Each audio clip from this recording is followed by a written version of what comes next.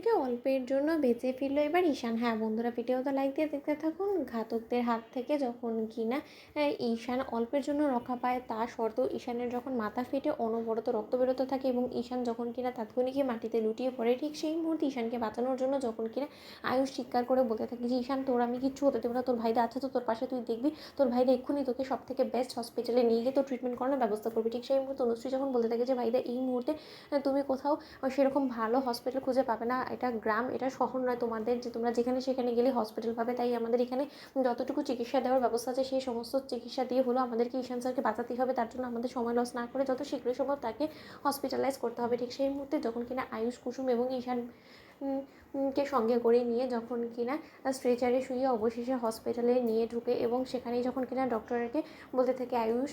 যে করে হোক না কেন ডক্টর, আমি আপনার কাছে হাত জোড় করে অনুরোধ করছি যে আমার ভাইটাকে বাঁচান, আপনার ভাইটা আর ভাইটার যথেষ্ট পরিমাণ আঘাত পেয়েছে। ঠিক সেই মুহূর্তে ডক্টর যখন বলতে থাকে যে ঠিক আছে, অনেকটাই ক্ষত চিহ্ন আছে দেখাই যাচ্ছে, আপনি একদম টেনশন করবেন না, যত শীঘ্র সম্ভব আমরা ওনার ট্রিটমেন্ট করার ব্যবস্থা করছি। ঠিক সেই মুহূর্তে যখন কিনা প্রাথমিক চিকিৎসা দেওয়া মাত্রই যখন কিনা ঈশানের রক্তক্ষরণটা বন্ধ হয়ে যায় এবং এক পর্যায়ে ঈশানের মাথায় যখন কিনা সেলাই করে ঈশানের সেই মাথা ফাটানোটা সমস্যাটা ঠিক করা হয় এবং তার কিছুক্ষণ বাদেই যখন কিনা ঈশানের সেন্স ফিরে আসে, ঠিক সেই মুহূর্তে আয়ুষ বলতে থাকে যে ঈশান, তুই জাস্ট ঠিক মতন সুস্থ সবল হয়ে আমার সঙ্গে কথা বলছিস সেটাই আমার জন্য অনেক। আমি তো এক সময়ের জন্য ভেবেই নিয়েছিলাম যে আমরা হয়তো তোকে হারিয়ে ফেলেছি, কিন্তু তুই দেখিস যে বা যারা তোর উপরে হামলা করেছে সেই ঘাতকদের একজনকে আমি ছেড়ে কথা বলবো না, আমি প্রত্যেকটাকে ধরে ধরে জ্যান্ত পুঁতে রেখে দেবো, কারণ ওরা আমার ভাইয়ের দিকে হাত বাড়িয়েছে, ভাইয়ের বউয়ের দিকে হাত বাড়িয়েছে এবং তাদের চোখ আমি উপড়ে ফেলবো, তুই দেখে নিস। কিন্তু আমি একটা জিনিসই বুঝতে পারছি না, তারা কেন অনুশ্রীর পেছনে উঠে পড়ে লেগেছে। ঠিক সেই মুহূর্তে কুসুম যখন বলতে থাকে যে আপনি বুঝতে পারেন না ছোটো সাহেব, ওরা তো বললো যে জায়গা জমি নিয়ে নাকি তাদের মধ্যে একটা বাগবিতণ্ডা চলছে এবং তার থেকেও বড় কথা কর্তার সঙ্গে নাকি তাদের তর্ক হয়েছে এবং কর্তার থেকে নাকি তারা একটা জমি লিখে নিতে চেয়েছিল এবং কর্তার বাধা দেওয়ার কারণে নাকি গ্রামবাসীরা রাজি হয়নি এবং রূপসাহের গ্রামে যে কর্তার আর কথা যারা কারো কথা চলে না সেটা সেই লোক খুব ভালো করে বুঝতে পেরে গেছে এবং তার জন্য সেই লোক রীতিমতো নিজের কাজ হাসিল করার জন্য অনুশ্রীকে টার্গেট করেছে, কারণ সে খুব ভালো করে জানে যে অভিমন্যু রায়চৌধুরী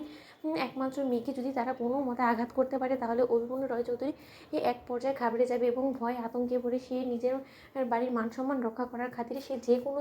এই বদমাইশ লোকেদের হাতে তুলে দিতে বাধ্য হবে এবং সেই সুযোগটাকে ওরা কাজে লাগিয়েছে। আর অনুশ্রী, তোমাকেও এখন থেকে সাবধান থাকতে হবে, কারণ তুমি একা খোলামেলাভাবে যদি এরকম করে গ্রামে ঘোরাফেরা করো তাহলে যে কোনো সময় ওই ঘাতকরা কিন্তু আবার তোমার উপরে হামলা করতে পারে, কারণ ওরা খুব ভালো করে বুঝতে পেরে গিয়েছে যে তুমি কর্তার কতটা উইকনেস এবং সেই সুযোগটাকে ওরা কাজে লাগাবে। তাই কোনো মতে কিন্তু তুমি নিজের প্রতি অবহেলা করবে না এবং বাড়ি থেকে আমাদের কাউকে ছাড়া খবরদার কোনো মতে তুমি বাড়ি থেকে বেরোবে না। ঠিক সেই মুহূর্তে যখন কিনা ঈশানকে নিয়ে সকলে বাড়ি ফিরেছে এবং ঈশানের মাথায় এতটা চোট পেতে দেখা মাত্র অভিমন্যু চিৎকার করে এবং বলতে থাকে যে কী ব্যাপার, ভ্যাবলার মাথায় চোট কিসের বলো তো। বন্ধুরা লাইক এবং শেয়ার করে সাবস্ক্রাইব করতে ভুলো না।